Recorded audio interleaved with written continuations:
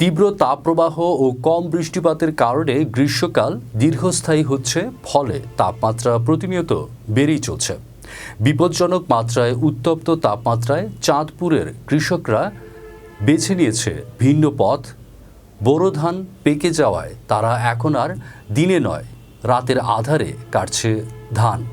এবছর তীব্র তাপদাহের কারণে লক্ষ্যমাত্রার চেয়ে কিছুটা ঘাটতি হতে পারে বলছে কৃষি বিভাগ। চাঁদপুর জেলা প্রতিনিধি জানান, বৃষ্টিপাত কম হওয়ার ফলে সারা দেশের মতোই স্বাভাবিক হচ্ছে না চাঁদপুরের তাপমাত্রা। আর এই তাপদাহের ফলে বেশি বিপাকে পড়েছে জেলার বোরো ধান চাষিরা। অতিরিক্ত গরমে দিনের বেলা পারছেন না পাকা ধান কাটতে, তাই বাধ্য হয়ে ধান কাটার সময় হিসেবে রাতকে বেছে নিয়েছেন চাষিরা। স্থানীয় কৃষকরা জানায়, শ্রমিক সংকটে ধান কেটে ঘরে আনতে পারছে না তারা। আগে যেখানে 500 থেকে 600 টাকায় শ্রমিক পাওয়া যেত, এখন তীব্র গরমে 800 টাকা মজুরি দিয়েও পাচ্ছে না শ্রমিক।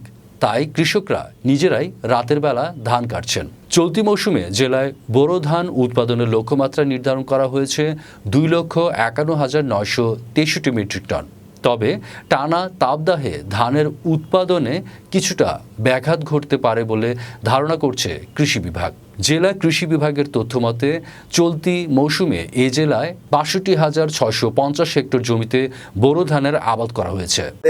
এবার যে লক্ষ্যমাত্রা ছিল, আবাদের লক্ষ্যমাত্রা 63,475 হেক্টর জমি, সেখানে কিন্তু আমরা 63,960 হেক্টর জমি আবাদ হয়েছে। এবং এবার সবচেয়ে লক্ষণীয় বিষয় হচ্ছে যে এই যে বর্তমান চলমান যে তাপদাহ, সেক্ষেত্রে আমাদের চাঁদপুরের যে বোরো ধান, আরেকটি জিনিস হচ্ছে যে এই তাপদাহে আমরা মাঠে লক্ষ্য করেছি যে কৃষকরা কিন্তু মাঠে এই এখন যে ধান কাটার সময় হয়েছে, আসলে মাঠে তাপদাহের কারণে তারা কিন্তু মাঠে সকালবেলায় বা বিশেষ করে দুপুরে প্রচন্ড খরতাপে কিন্তু তারা ধান কর্তন করছে না।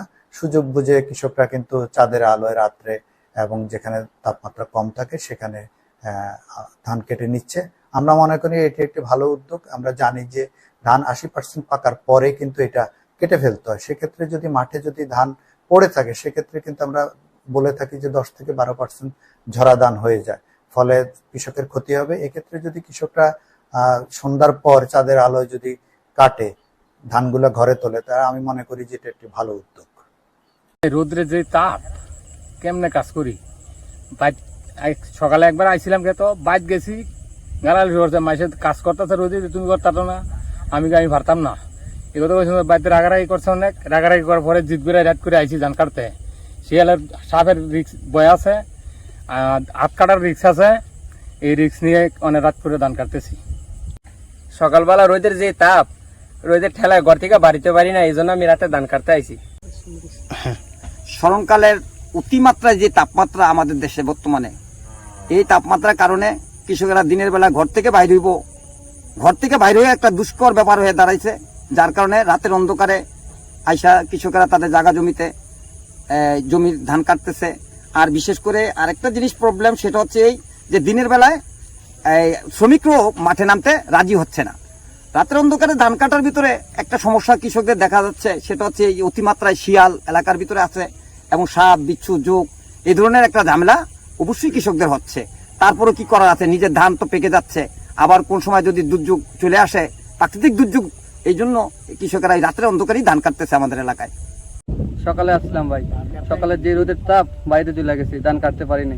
রোদের ঠেলায় মনে করেন চলে যাইতে হয়েছে। আর এখন রাত 11টা-12টা বাজে, কি করবো, লোক পাই না, নিজের ধান নিজের কাটতে হয়। আর যে সাপ বিচ্ছু ব্যাং আরো তো জীবজন্তু আছে, বাড়িতে অনেক চিন্তা করতে আছে কোন সময় কি হয়ে যায়। এখন তো শিয়ালে অনেক পরিমাণে বেশি, কখন যে কি হয় বলা যায় না। এজন্য নিজের ধান নিজে যতই কষ্ট নিজের কাটতে হইতেছে।